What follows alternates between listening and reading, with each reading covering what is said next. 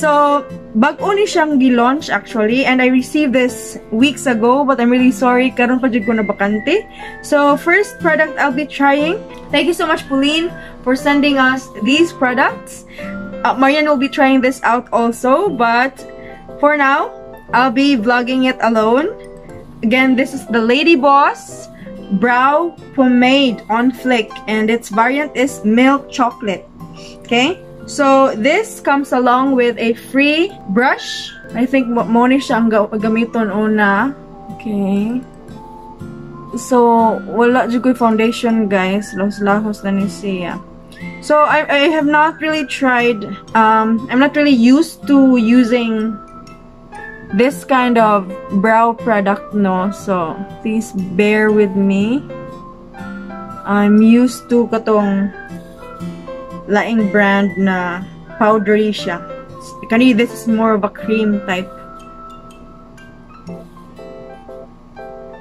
For the price, kindly check out Lady Boss Cebu. So that's at Lady Boss Cebu in Facebook, so that you can check out their other products as well. Milk chocolate. So dili ra kay siya harsh. It's light brown. Yun raman di ay. I did not really use this when I tried it out. Kani jud siya akong gidritso, so gabinugo ko, guys. So, let's go ahead and finish my brow first before we try out the other products. Yun raman di ay.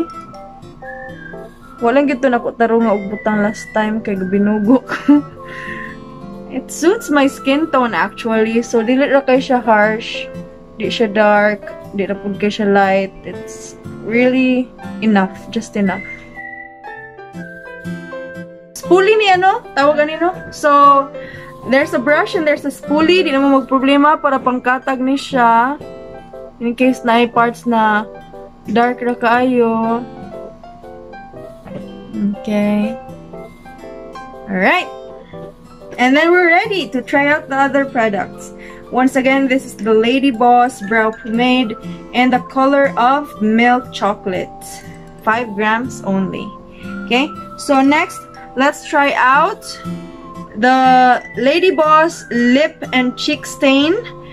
I'm using this every day actually para mura siya kanang after taking a bath, fresh look, like ditsura ko ing ani and kaning winged kintahay na eyeliner. So muna siya.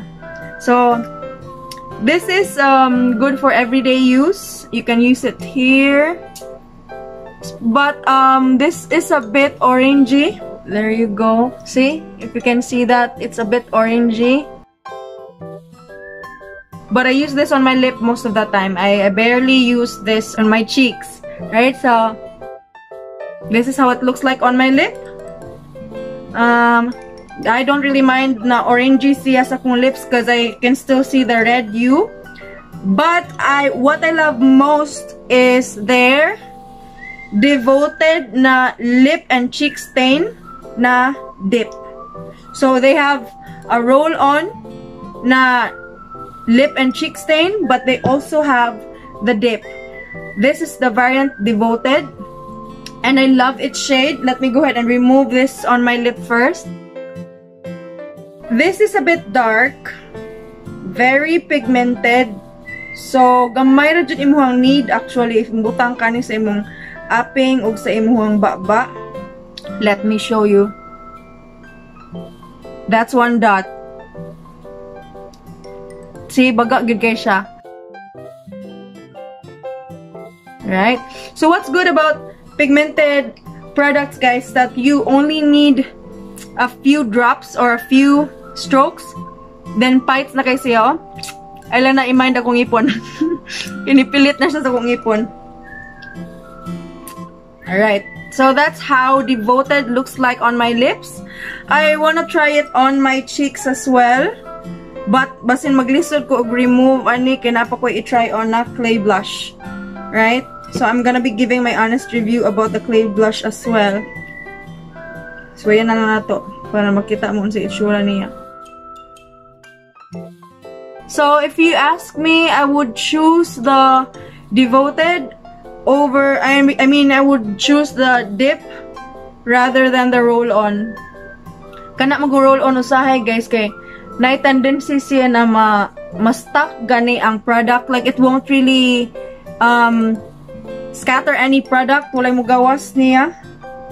It's prone to kanang gani ma-block sa iyang roll-on, sa iyang ball. So I prefer the Lady Boss na Devoted, if you ask me. Between this and this, I would prefer the Devoted. But of course, it's really up to you kay kamo may mo gamit. And then lastly, their clay blush, 3-in-1 eyelids, lips, and cheeks. And this goes with the variant Breathtaking. It's 10 grams. So, mauni siya ang itsura. You just need to twist and here you go. So, my review about this product though is, I think kailangan gini mo siya i-rub many times for it to kinda melt and warm up. Kay medyo dry siya gani. So, let me go ahead and try it on my face. Atong i-reson tong mga traces sa other products. Patay. So, yung anak ka pigmented ay nila ang lip dip, guys. Dagay kayo nga tang-tang. Okay. So, let me show you, ha? Oh, so medyo dry siya. You need to rub it many times. So, di ta mo mapakita ani because of course, I already touched the other products. Let's try this. And there you go. It's really light. So, you need to rub it as much as you can para mupilit gid ang product sa inyong kamot. Here you go. But I'm failing you already because I'm really sure that it won't be seen on my lips right now. It won't be that visible because reddish na siya because of the Devoted na lip dip. So let me go ahead and use this on my cheeks instead. Or for my eyelid also. See? Maura na siya, guys. Sa kadaghan ako king ani, tuyok. So, medyo light good siya na product. So, you need to apply many times.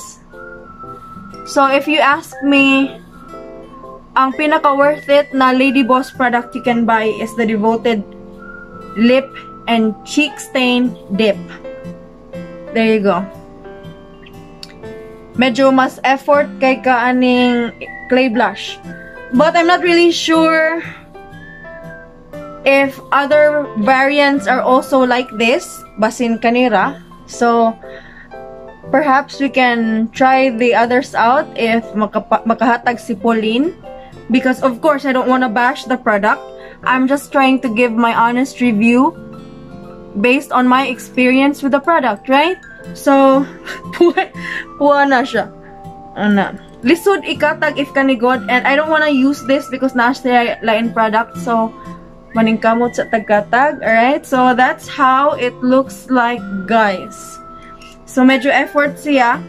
Because it's, then again, moto kung giingon, medyo dry siya. You need to rub it many times para stick siya sa imong kamot.